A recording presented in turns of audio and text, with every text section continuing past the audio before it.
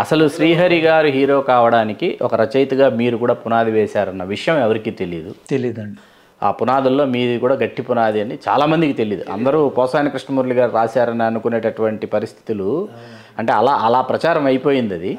కాకపోతే ఆ వరుసగా మొదట 3 సినిమాలు అవన్నీ మీ 2 సినిమాలండి. ఫస్ట్ పోలీసు దేవ 2 సినిమాలు, ఆ పునాది మీరు వేశారు.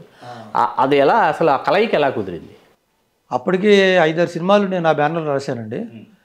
నేను చెన్నైలో ఉన్నానండి, ఇక్కడ రావట్లేదు. అప్పుడు ఇంకా షిఫ్ట్ కాలం. చెన్నైలో ఉండే సడన్గా కవర్ పెట్టి ఇలా శ్రీహరిని హీరోగా పెట్టి cinema తీస్తున్నాము. Nageswararao director, KS Nageswararao director. ఆ కేఎస్ నాగేశ్వరరావు ఎవరో నాకు అప్పుడు అంతవరకు తెలియదండి. వెంటనే బయలుదేరి రమ్మని చెప్పి నాకు ఫోన్ చేస్తే నేను వచ్చానండి. ఇక్కడ గెస్ట్ హౌస్ తీసి వాళ్ళ ఇంటి దగ్గరలో ఏర్పాటు చేశారండి. ఇలా పోలీస్ పాత్ర చేయాలనుకున్నాం, శ్రీహరి హీరో అని చెప్పినాను. అప్పటి వరకు శ్రీహరి గారు ఏంటంటే comedy characters, villain comedy characters అట్లా చేస్తున్నటువంటి స్థితి అండి. పైగా ఇండస్ట్రీ కూడా బాగోలేదండి ఆ సమయంలో. బాగోకపోతే చాలామంది కామెడీలు చేసేవారండి. ఫోన్లు చేసి చెప్పేవారు మిత్రులు, రానా నీకు ఏంటి ఈ సినిమా తీస్తున్నావు, ఇప్పుడు ఇంత అవసరం నీకు, పైగా ఒక కమెడియన్ తీసుకెళ్ళి హీరో చేస్తున్నావు, పోలీస్ సినిమా టైటిల్ అనౌన్స్ చేసి చాలా పవర్ఫుల్ క్యారెక్టరు, ఇలాగా నిరుత్సాహపరిచేవారు ఆయన. నిరుత్సాహపరిచినప్పుడల్లా ఇవన్నీ మామూలు ఎలాగ ఉంటాలే, నేను ఫిక్స్ అయ్యాను, మనం చేద్దాము, పోలీస్ పాత్ర మాత్రం ఒకటే చేయాలనుకున్నాను, మనకి ఎట్లా ఉండాలంటే రాజశేఖర్ యాక్ట్ చేసినటువంటి అంకుశం అంత పవర్ఫుల్గా ఉండాలి అని చెప్పారు. ఇంకా అక్కడి నుంచి నువ్వు ఏం ఆలోచించమని చెప్పి నా మీద పెట్టారు. నెమ్మదిగా ఒక్కోటి కూర్చుకుంటూ అందులో అరుల్ పాండ్యన్ క్యారెక్టర్ కూడా యాడ్ చేసి ఒక మంచి క్యారెక్టర్ అట్లా తీసుకుంటూ జరిగిందండి. అయితే ఈ లోపు చాలామంది డిస్కరేజ్ చేయడం మొదలుపెట్టారు. సరే పాటలు ఉండాలా లేదా, ఇదో ప్రశ్న వచ్చిందండి. కానీ పాటలు ఉండాలా, పెట్టాలా, మానాలా అని చెప్పి సందిగ్ధంలో ఉన్నారండి. డైరెక్టర్ కూడా ఏదైనా 2 పాటలు పెడితే బాగుంటుందేమని మహేంద్ర గారు చెప్పలేకపోతున్నారండి. సరే నేను నా ఆలోచనలో నేనున్నాను, నా కథ, నా సీన్లు, నా వ్యవహారం నేనున్నాను. అప్పటికి దగ్గర ఒక 15 రోజులు గడిచిపోయినాయి.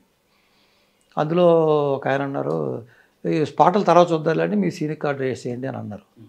నాకు స్క్రీన్ ప్లే మీద ఏంటంటే ప్రత్యేకంగా ఒక గ్రిప్పు. చెన్నైలో ఉండగా నేను కొన్ని ఇంగ్లీష్ పుస్తకాలు చదవటం వల్ల, కొన్ని ఇంగ్లీష్ సినిమాలు తర్జుమర్జనలో నేను ఫ్రెండ్స్తో చాడడం వల్ల అసలు స్క్రీన్ ప్లే అంటే ఏంటి అనేటువంటి చాలా పెద్ద అవగాహన వచ్చిందండి. ఇప్పుడు రాసే సీన్ కార్డు స్క్రీన్ ప్లే కాదని ఆ రోజుల్లో నేను గుర్తించి స్క్రీన్ ప్లే రావాలి ప్రత్యేకంగా కొన్ని ఇంగ్లీష్ సినిమాల్లో చూసి దాంట్లో హాలీవుడ్ సినిమాలకు స్క్రీన్ ప్లేకి ఎంత ప్రాముఖ్యత ఉందనేది గ్రహించి ఆ బాటలో వెళ్ళాలనుకున్నాను అసలు యాక్చువల్గా రైటర్గా.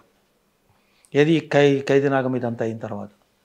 అయితే ఒక సినిమాలో కూర్చున్నప్పటికి రచయిత డైలాగ్స్ రాసి రచయితకు మాత్రం ఇంపార్టెన్స్ ఉంది తప్ప కథా రచయిత కానీ ఒక స్క్రీన్ ప్లే రాసే ఇతర రచయితలు కానీ సెకండ్ గ్రేడ్ కింద ఉందండి. అలా ట్రీట్ చేసేవాళ్ళు ఆ రోజుల్లో అట్లా ఉండేదండి. ఓన్లీ డైలాగ్ రచయితకి ప్రాధాన్యత. ఎందుకంటే డైలాగుల మీద ఎక్కువ సినిమా నడవటం, కథ నడవటం, డ్రామాల్లో లాగా ఉండే రోజులండి అవి. సో అది గమనించానండి. కాదు ఇది మనం కూడా డైలాగ్ రైటర్ అయితేనే మనకు మర్యాద వస్తుంది, ప్యారలల్గా చేయాలని చెప్పి నెక్స్ట్ డైలాగ్ రైటర్ కింద మారడం జరిగిందండి. అయితే ఇప్పుడు గ్రహించారు చాలామంది స్క్రీన్ ప్లే అనేటువంటిది ఒక సపరేట్ శాఖ, కంప్లీట్గా అది ఒక కింద వచ్చిందండి, ఇంకో క్రాఫ్ట్, అది ఒక క్రాఫ్ట్ అయిపోయింది. అప్పుడు నేను ఇలాగ పాటలు అంటే మీరు స్క్రీన్ ప్లే రాయండి, ఎందుకలా అంటే నేను రాయనండి. ఏంటంటే అప్పటికే నాకు ఒక గ్రిప్ ఉందండి దాని మీద. పాటలు నాకు పెడుతున్నారా లేదో తెలిస్తే అప్పుడు రాస్తారండి అని అన్నా. ఇది ఆల్రెడీ చెప్పింది ఒకసారి, అయినా మళ్ళీ చెప్తున్నాను. అదేంటంటే పాటలకి సీన్లకి సంబంధం ఉందండి. అది నేను ఇప్పుడు చెప్తే మీకు అర్థం కాదు, సినిమా చూసిన తర్వాత మీకు అర్థం అవుద్ది, నేను ఇప్పుడు చెప్పలేను కూడాను అంటే నా మీద అభిమానం, వాళ్ళకి ఒక గౌరవం ఉంది, నమ్మకం ఉందండి. సరే వెంకటరావు ఏదో ఉంటేనే అలా ఊరికే మాట్లాడని, సరే మీ ఇష్టాన్ని వదిలేశారు. 2 రోజులు అయిన తర్వాత డైరెక్టర్ మహేంద్ర గారు అడిగారు, సరే మీరే చెప్పండి ఏం చేద్దాం, పాటలు ఉంచుతారా లేదా అని చెప్పారు. సరే నేనన్నాను, మనం ఎక్స్పెరిమెంట్ చేస్తున్నాం, ఎక్స్పెరిమెంట్కి వెళ్ళిపోదాం, పాటల వల్ల ప్రయోజనం లేదు. శ్రీహరి గారి మీద ఇప్పుడు హీరోగా చేస్తున్నాం, అది కూడా రిస్కే, పాటలో రిస్కే. ఈ రోజు మామూలు పాటలే పెద్ద హీరోల మీదే ఎంత అవుతుందో కూడా తెలియట్లేదు, ఏదో మెకానికల్గా ఉండాలి కాబట్టి పెడుతున్నారు, వెళ్తున్నాయి. అయితే పాటలు లేకుండా ఎక్స్పెరిమెంట్కి వెళ్ళిపోదాం, పాటలు లేకుండా. ఒకవేళ పాటలు లేకపోతే ఏమవుద్దేమో అని భయపడతారేమో మీరు. చాలా మలయాళం సినిమాలు మన తెలుగులో 70 కూడా మంచి హిట్లు అయినాయి, అవును, పాటలు లేకుండా. సో మనం కూడా అదే బాటలు ఎందుకు వెళ్ళకూడదు అన్నాను. ఆయన వెంటనే, ఆయన చాలా కాల్కులేటర్, నుంచి కో డైరెక్టర్ పనిచేశాడు ఆయన మహేంద్ర గారు. వెంటనే లేదు పాటలు లేదు అన్నాడు, అంతే లేకుండా వెళ్ళిపోదాం. ఆయన ఎంత లెక్కేస్తాడంటే బడ్జెట్లో చాలా పెర్ఫెక్ట్గా ఉంటుందండి. పాతకాలం ఇది కదండి, రూపాయి అంటే రూపాయలు అవ్వాలండి, ఒక 10 పైసలు కూడా తేడా రాకూడదు.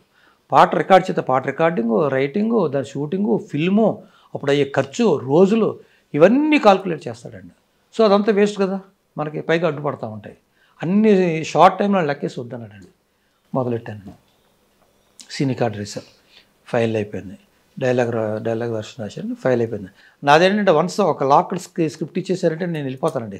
ఏం చేద్దాం, ఇంకా అది వాళ్ళ ఇష్టం, అది మార్చుకుంటారో చేర్చుకుంటారో అనేటువంటిది. అంత ఫైనల్ రీడింగ్ అయిపోయిన తర్వాత రీడింగ్ ప్రత్యేకంగా నేనే ఇస్తానని చెప్పి రీడింగ్ ఇచ్చేటప్పటికి చాలా ఆనందపడ్డారు. నేను డైరెక్టర్ని కేకేసి ఒక మాట చెప్పాను, బాబు ఈయనకంటూ ఒక డిక్షన్ లేదు, కామెడీ డిక్షన్ తప్ప హీరోకి, మన శ్రీహరి గారికి. ఇదేంటంటే చాలా పవర్ఫుల్ క్యారెక్టరు, డైలాగ్ కూడా చాలా పవర్ఫుల్గా చెప్పాలి, దానికి చాలా ఒక డెన్సిటీ ఉండాలి. నేను ఆ డెన్సిటీని దృష్టిలో పెట్టి డైలాగ్ కన్స్ట్రక్షన్ చేశాను. నాకు అది అలవాటు.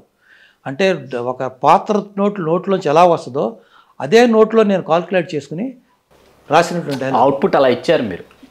ఇచ్చాను. అంటే నువ్వు అట్లాగా అదే టైమింగ్లో ఇవ్వాలి. టైమింగ్ ఉంటాయి కదా, అదే డెన్సిటీలో చెప్పించాలి, లేకపోతే తేడా వచ్చేస్తుంది అని చెప్తే అర్థం చేసుకున్నాడు అతను. అప్పటికి ఒక కాన్ఫిడెన్స్ వచ్చింది. ఇప్పుడే డైలాగ్ చూసాడు అతనికి. చివరికి మళ్ళీ విన్నాడు అతను కొన్ని సీన్స్. కేఎస్ నాగేశ్వరరావు. ఇది ఎందుకంటే అతని యొక్క మార్చకపోతే మళ్ళీ పాత పద్ధతిలో చెప్పాడంటే క్యారెక్టర్ నిలబడదండి, డైలాగ్స్ నిలబడవండి, సీన్లు నిలబడదండి. ఖచ్చితంగా మనకు ఆ పవర్ తీసుకురావాలి, అలాగే చెప్పించాలండి. లక్కీగా ఏంటంటే నాగేశ్వరరావు కూడా ఫాలో అయ్యి అర్థం చేసుకుని నేను ఏదైతే చెప్పానో అదే డెక్షన్ తోటి అక్కడ ఇంక మనం శ్రీహరి గారు అంటే మంచి వాయిస్, మంచి డైలాగ్ ఉంది ఆయన దగ్గర. యాక్చువల్గా చాలా మంచి డైలాగ్ ఉంది, మంచి వాయిస్ ఉందండి. అది వెంటనే గ్రాస్ప్ చేసి అది పట్టుకుని చెప్పాడండి. అందుకే ఫస్ట్ 2 సినిమాల్లో ఉండేటువంటి ఆ యొక్క గ్రిప్పు తర్వాత కొంత తగ్గుద్ది కొన్ని చోట్ల. మీకు మిగతా సినిమాలు మీరు అబ్జర్వ్ చేసి అర్థం. బట్ ఆ స్టాండర్డ్ మెయింటైన్ చేశాడు. ఆ హీరోయిక్ స్టాండర్డ్ మాత్రం మెయింటైన్ చేశారు ఆయన. అంచేత ప్రత్యేకంగా దానికి అది రావడానికి కారణమైంది. పోలీస్ అయితే ఏమైపోయిందంటే మీరు అడిగిన దానికి సమాధానం, నేను అయిపోయిన వెంటనే నేను చెన్నై వెళ్ళిపోయానండి. ఇండస్ట్రీలో సహజంగా మన తప్పులు కూడా ఉంటాయండి. మన క్రెడిట్ని మనం క్యాష్ చేసుకోవాలండి, దాన్ని ప్రమోట్ చేసుకోవాలి.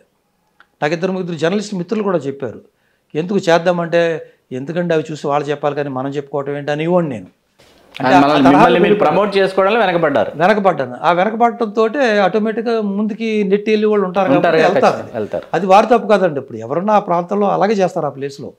అంచేత ఎవరిని తప్పడానికి లేదండి. సో అట్లా వెళ్ళిపోయానండి. అది అట్లాగా నేను కొంచెం కనుమరుగరటానికి తర్వాత ఈ సినిమాలు ఏది నేను రాయకపోవటం అన్ని. పోలీస్ విడుదలై ఘన విజయం సాధించింది అని తెలిసినప్పుడు మీరు ఎలా భావించారు? చాలా ఆనందంగా భావించానండి. ఎవరికైనా ఆనందం ఉంటుంది. నాకేంటంటే ఫోన్ వచ్చిందండి ఆఫీస్ నుంచి. ఎవరు చెప్పారు ముందు మీకు? నాకు ప్రకాష్ రెడ్డి గారు అని చెప్పి. అవును తెలుసు, శ్రీమాన్ వాళ్ళ ఫాదరు. నన్ను అక్కడ పరిచయం చేసింది ఆయన. అక్కడ మహేంద్ర గారికి ఆయన మంచి ఫ్రెండ్ అండి. ఇద్దరు కలిసి సినిమాలు తీశారు, విడివిడిగాను చేస్తున్నారు.